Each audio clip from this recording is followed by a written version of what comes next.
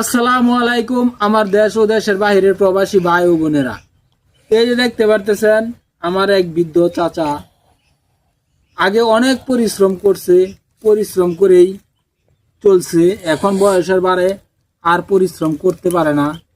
এখন এটি কি এটি কি দোকান টানলাইন?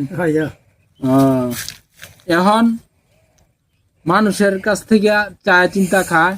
আপনারা যদি সহৃদয়বান ব্যক্তিরা আছেন, যদি কেউ দিতে চান দিবেন, যদি দেন তাহলে আমি ওনার কাছে পৌঁছায় দিব।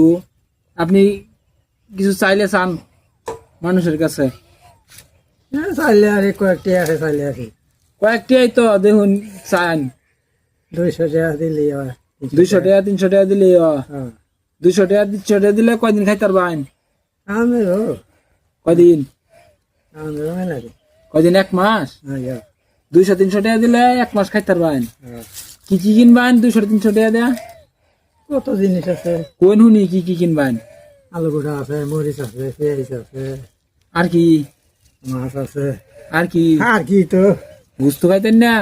বুঝতে খাই না, বুঝতে পাইন না, বুঝতে কিনতে পারতেন না। না এর লাগে এই হিসাব করে 200 আর 300 টাকা চাইছুন।